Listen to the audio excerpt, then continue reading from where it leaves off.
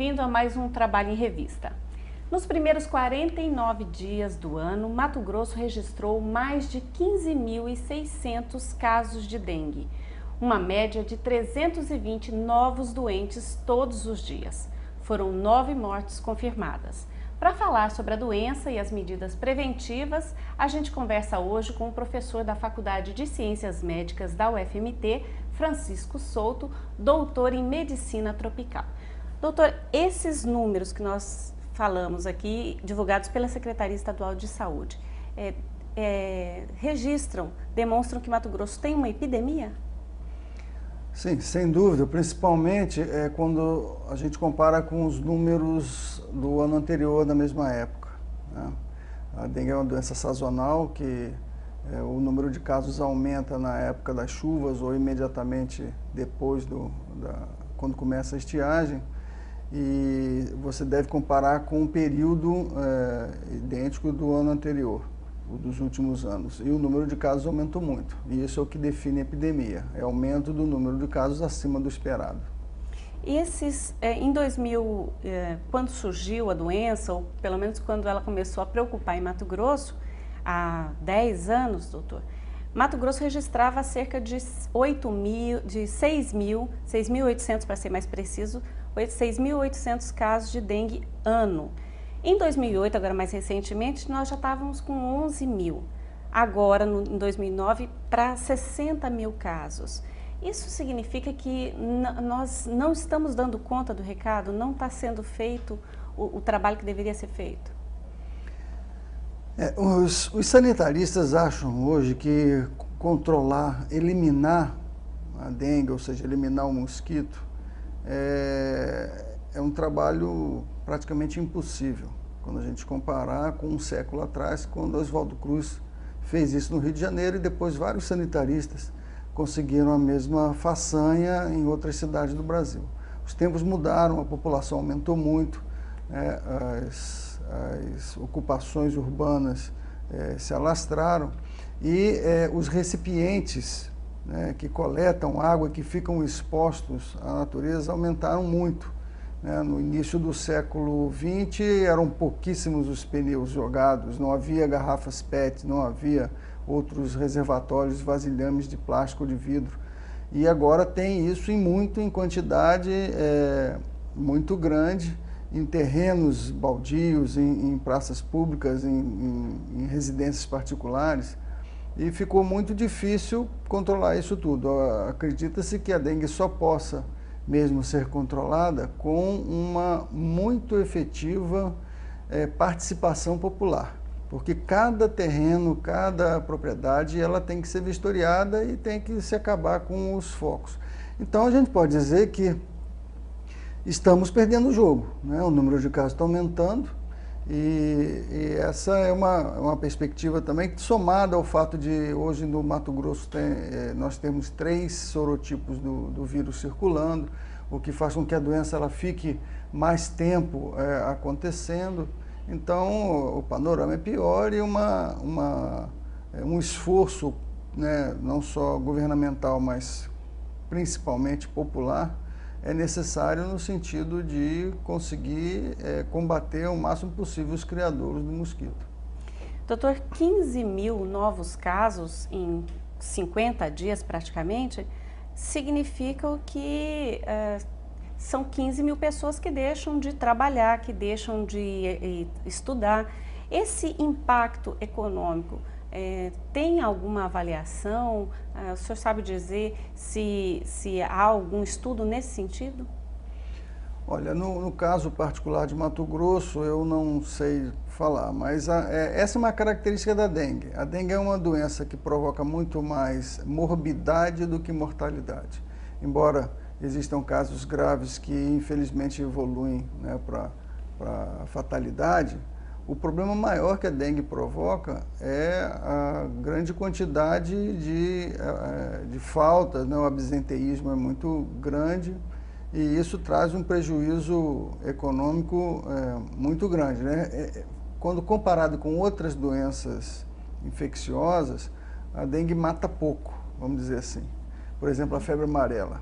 A febre amarela, que a gente tem muito pouco caso felizmente, porque hoje é uma doença que está restrita a ambiente selvático, ela, quando acontece, a chance da pessoa morrer é muito maior da febre amarela do que dengue. Mas como nós temos um número gigantesco de casos de dengue, nós acabamos tendo essas perdas de pessoas, né? Doutor, e agora, com o período de chuvas chegando ao fim, né, com a baixa da água, as autoridades da vigilância epidemiológica já estão alertando que a situação tende a se agravar pelo menos nos próximos 30, 40 dias. E em Mato Grosso nós tivemos 7 municípios alagados agora recentemente. Além da questão da dengue, o que mais esse período deve nos trazer nessa área de epidemiológica?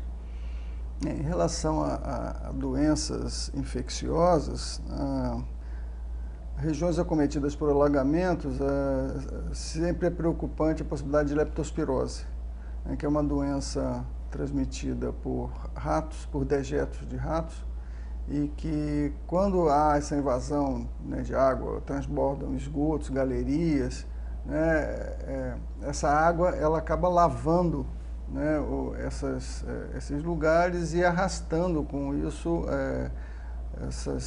os dejetos dos ratos que carregam a bactéria da leptospirose. Então é uma outra problemática que está vinculada a enchentes. E voltando à questão da dengue, doutor, quais são os sintomas? Qual que é a diferença? Tem alguma diferença de sintoma que a pessoa que está nos vendo possa perceber entre a dengue e a dengue hemorrágica? O senhor falou em 3 sorotipos circulando. Isso significa que cada pessoa só pode pegar até 3 tipos de dengue? É isso? Porque a gente ouve alguém falar assim, eu já peguei, todo ano eu pego. Então não é isso.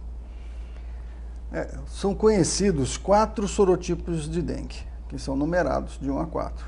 No Brasil existem hoje, comprovadamente, o 1, 2 e o 3. O 4 ele pode entrar, inclusive é um temor que as autoridades têm, porque assim como entraram os outros 3 sorotipos, teme-se que mais cedo ou mais tarde o 4º sorotipo entre também.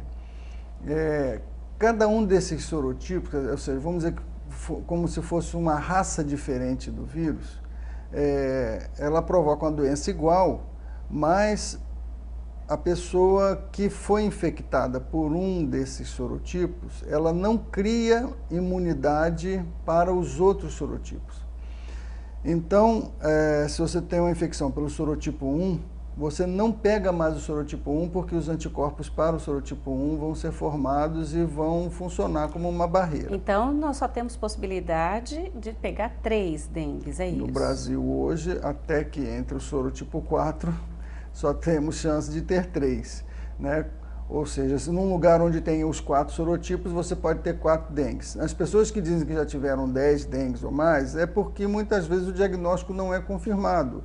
E os sintomas e sinais da doença são muito semelhantes a várias outras doenças infecciosas. Aliás, esse é um ponto crucial, né, doutor? Porque a gente tem visto muito nas televisões o caso de pessoas que foram procurar assistência médica, foram aos postos de saúde, voltaram para casa sem o diagnóstico e depois, né, a doença agravou e casos de morte, inclusive. É porque é muito comum os sintomas. Quais são os sintomas característicos da dengue? E aí eu volto a perguntar, tem diferença da dengue hemorrágica nesses sintomas para outras dengues?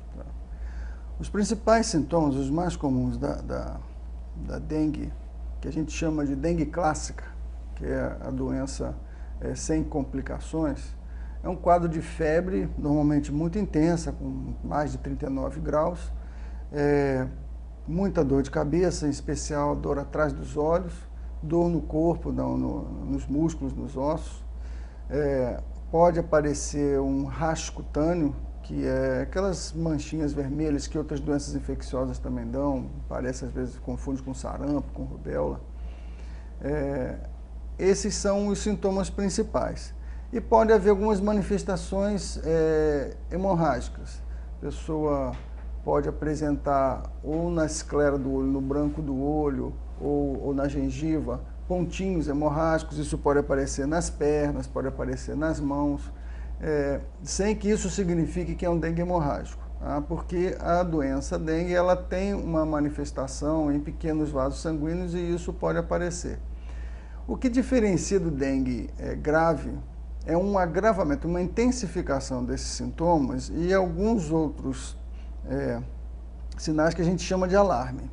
Então, se a pessoa começar a ter muita dor no abdômen, ela começar a ficar com falta de ar, ficar muito irritadiça, assim, desconfortável, não consegue ficar sossegada no canto, se ela começa a vomitar, esses sinais eles preocupam, né, e podem significar que a pessoa está tendo uma forma mais grave da dengue hemorrágica. O nome hemorrágico, né, esse termo, ele faz com que as pessoas deem muita atenção à questão de hemorragia. As pessoas com dengue, que desenvolvem a forma grave, elas quando vêm a falecer, não falecem por causa de hemorragia. Não é isso que mata, é que a dengue, que provoca ao mesmo tempo essas manifestações com pequenas hemorragias, ela faz com que a pessoa perca líquido de dentro da circulação para os tecidos. Então isso faz com que caia a pressão, que o coração tem que trabalhar num ritmo muito mais frenético, em condições ruins, isso afeta profundamente os rins e a pessoa acaba tendo o que a gente chama de choque, né? É essa a complicação maior das formas graves de dengue e do dengue hemorrágico. Doutor, e a nossa estrutura de saúde, os nossos profissionais de saúde, eles têm preparo, ou eles estão atentos para essas questões, para esses sintomas todos que o senhor está dizendo? Mas isso o senhor responde daqui a pouco, a gente vai para um breve intervalo, não sai daí, a gente já está de volta.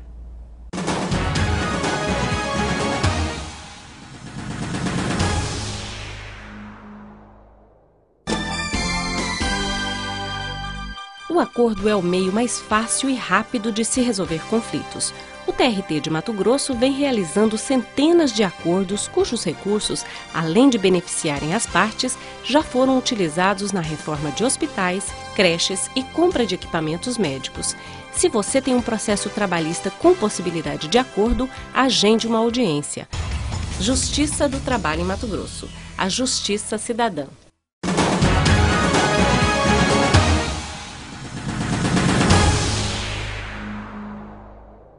Você está assistindo o programa Trabalho em Revista, que hoje trata do crescimento da dengue em Mato Grosso.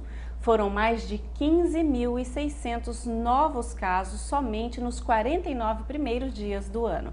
E aqui com a gente está o médico Francisco Souto, que é doutor em medicina tropical. Doutor, a gente estava perguntando sobre a estrutura de saúde em Mato Grosso, em Cuiabá, se está preparada, se está atenta para esses sintomas da dengue. Bem, para o atendimento primeiro da dengue, para o que a gente chama de atenção básica em saúde, sem dúvida há uma rede grande no município de Cuiabá e nos principais municípios, né, do estado. Porque o que você precisa é de um profissional, um médico, um enfermeiro, para reconhecer os sintomas, dar o diagnóstico ou suspeitar do diagnóstico e tomar algumas medidas. Porque só com isso, se você tiver uma rede em que isso esteja funcionando, você não vai precisar de tantos recursos assim e provavelmente vai conseguir evitar que um certo número de casos evolua de uma forma pior, com maior gravidade, né? Mesmo exames, eles não precisam de exames muito complicados. Um hemograma vai dar alguns resultados importantes, que é o número de plaquetas e a concentração de glóbulos do sangue. Isso já vai dar um indicativo, não confirma o diagnóstico, mas ele pode reforçar a suspeita. E um outro exame, que faz parte do exame físico, que é a prova do laço, ele pode ser feito em qualquer consultório médico sem maiores complicações. Então, você tem que ter mais na rede o profissional atento, né? Se ele estiver atento, né, e acho que no momento toda a sociedade mato-grossense está atenta, porque realmente estão de assustar os números, né? Faz com que as pessoas e os profissionais também estejam mais alertas para essa questão. Aí, no caso de você identificar um caso mais grave, que às vezes na atenção básica, num posto de saúde não vai ser possível resolver, essa pessoa vai ser orientada, vai ser encaminhada para um hospital, para uma unidade de terapia intensiva, para os cuidados mais importantes naquele momento. Doutor, e tratamento? O tratamento para dengue clássica é líquido, é isso? Que é o que a gente sempre ouve dizer, muito líquido, e tomar cuidado com aqueles medicamentos que contêm ácido acetilsalicílico. Então, que tratamento que a gente deve dar? E só ácido acetilsalicílico ou tem algum outro medicamento que também é perigoso nessa fase da doença? Você está certa, tá? O tratamento é esse mesmo, porque na verdade dengue não tem tratamento. Não existe nenhum remédio específico, né, com poder antiviral que tenha sido confirmado que atue na dengue. Então, o tratamento é no sentido de diminuir os sintomas e evitar que a pessoa evolua para formas mais graves. E já foi constatado que se a gente mantém a pessoa bem hidratada, diminuem as chances de que ela tenha as complicações.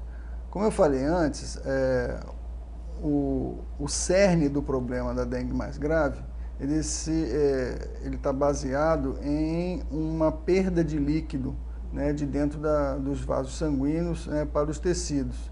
Então, se você está mantendo a pessoa bem hidratada, você está combatendo isso ao mesmo tempo que a coisa está acontecendo. Então, você diminui a chance de aparecerem complicações. É lógico que nos casos mais severos, mesmo tomando essas medidas, a pessoa poderá evoluir mal e, às vezes, um quadro é tão catastrófico que você não consegue reverter, mesmo com os melhores cuidados de terapia intensiva. Mas, em uma grande parte dos casos, se essas medidas forem tomadas, você vai evitar as complicações. E é por isso que a gente teme aqueles casos em que a pessoa ou está vomitando, ou está tão nauseada que não consegue ingerir, porque aí ela poderá desidratar. Aí, nesses casos, manter a pessoa no posto de saúde com uma hidratação através da veia, às vezes pode ser necessário. Em relação aos medicamentos, não é apenas o ácido acetilsalicílico, né? O ácido acetilsalicílico, ele é, vamos dizer assim, a molécula mestra de um grupo de remédios grandes que a gente chama de anti-inflamatórios não hormonais, que são muito utilizados para dores, para problema de coluna, problema ortopédico e dores de um modo geral. Então, todos os remédios que fazem parte desse grupo, e são vários, eles podem interferir na função das plaquetas, e é por isso que eles não são recomendados. Então, piroxicam, diclofenaco... Que são mesmo muito comuns, né? São muito comuns, e vários. Então, o que a gente faz? Em vez de dizer o que não pode tomar, é mais fácil dizer o que pode tomar, porque são poucas as opções em que se pode tomar. Os remédios à base de paracetamol, esses também são vários, né? Por exemplo, o Tilenol, o Dórico, tem uma série deles que são à base de paracetamol. Esses são os considerados mais seguros, tá? E, de um modo geral, a dipirona, né, que é a base da Novalgina e de outros produtos também, ela formalmente não há nada contra ela não atrapalha o funcionamento das plaquetas, né? Existem algumas dúvidas se a dipirona poderia atrapalhar um pouco, porque ela às vezes produz na pele da pessoa umas erupções, um racho que pode se confundir com o próprio racho do dengue. Então, alguns especialistas consideram melhor não liberar a dipirona, mas se o paracetamol não estiver funcionando a contento, uma outra opção seria utilizar a dipirona, desde que supervisionado pelo médico. Doutor, com relação à dengue, tem uma série de dúvidas básicas que a gente nunca tem ao certo certeza se deve ou não deve fazer. A gente sempre ouve dizer que na tentativa de evitar a doença, que se tome complexo B, né? E que o cheiro, né, exalado a partir do complexo B afastaria o mosquito. Isso é verdade? Olha, existe realmente uma propriedade no complexo B em que ele afugenta alguns insetos, né? Porque ele produz um cheiro que esses insetos detectam e que os afastam. Agora, eu não diria que, até porque a pessoa vai ter que ficar tomando complexo B até quando, né? Então, não seria a recomendação ideal. O ideal é tentar combater os focos de mosquito, né? Porque é a maneira mais eficaz que a gente conhece de evitar a doença, né? Não se expor a mosquito hoje em dia é difícil nessa situação. Ele o Aedes aegypti é um mosquito muito bem adaptado à vida humana, né? Ele está dentro das casas, está junto das pessoas e é de fato difícil você fazer outras coisas para evitar. O que você tem que tentar fazer com que ele não prolifere é combater os criadouros. Até que a gente tenha uma vacina, a gente precisa mesmo combater o mosquito para combater a dengue. E já está avançado, já há laboratórios desenvolvendo, doutor? Como é que está essa questão da vacina? A dengue hoje é a doença tropical mais comum no mundo todo. Então ela é uma preocupação, não só no Brasil, América Latina toda, na Ásia, África. Logicamente é uma doença tropical. Acontece pouco nos países fora, nas regiões mais temperadas, mas hoje em dia está sendo uma preocupação até no norte da Argentina, ou em lugares onde antes não havia casos. Então existe um esforço na busca por uma vacina, sim, né? Esforço de alguns laboratórios fazendo isso. E o problema em relação à vacina é um pouco complexo, vou tentar explicar. Teme-se criar uma vacina que só defenda contra um ou dois dos sorotipos, porque uma das explicações para o surgimento dos casos graves de dengue, da dengue hemorrágico, é que a pessoa já foi infectada antes por um outro sorotipo e quando ela tem uma segunda ou terceira dengue, algumas particularidades imunológicas fazem com que essa doença venha mais forte, por causa do cruzamento das respostas imunológicas que são geradas. Então, os especialistas, né, que trabalham com desenvolvimento de vacinas, eles entendem que não é seguro ter uma vacina que não defenda contra todos, com segurança contra os 4 sorotipos. E até hoje não se conseguiu chegar com certeza, né, nesse produto. Aliás, existem protótipos da vacina que acredita-se que tem esse poder, mas ainda estão em fase de testes e a gente não sabe se de fato vão vingar, vamos dizer assim. Mas existe uma perspectiva de que em alguns anos a gente chegue a uma vacina eficaz. Então até lá a gente volta ao que a gente estava conversando no início. Até lá são os cuidados básicos com o criadouro, né? Que é onde o mosquito Aedes aegypti se reproduz. E o que não falta, né, doutor, é cenário de descuido, né? Vira e mexe, a gente vê na televisão as imagens. De fato, precisa haver uma conscientização. Eu acho que é o momento, né, quando as coisas estão num estado de crise como a gente se encontra agora, fica mais fácil de você motivar as pessoas a cada um ter empenho e fazer a sua parte, né? A gente vê, inclusive, tem alguns municípios que estão se organizando de uma forma extraoficial, extragovernamental, né? Entidades, comunidade, associação de bairro, todo mundo se unindo para fazer mutirões, né? Para combater os criadouros, para fazer uma vistoria nas casas e nas propriedades. Eu acho que é nesse sentido que a gente tem que trabalhar, porque se a gente tiver pouco mosquito, o número de casos vai cair sem dúvida. Doutor Francisco Souto, muito obrigada pela sua participação aqui com a gente, por todas essas informações e fica pra gente, né? Todos nós no trabalho, em casa, né? Nos ambientes em que a gente vive, tomar cuidado com esse criador da dengue. E chegamos ao fim de mais um Trabalho em Revista, mas você pode rever este programa a qualquer momento na página do TRT na internet, trt23.jus.br, clicando no banner Vídeos. E que assunto você gostaria que nós discutíssemos aqui? Envie a sua sugestão no nosso endereço eletrônico que está agora no seu vídeo. Obrigada e até o próximo programa.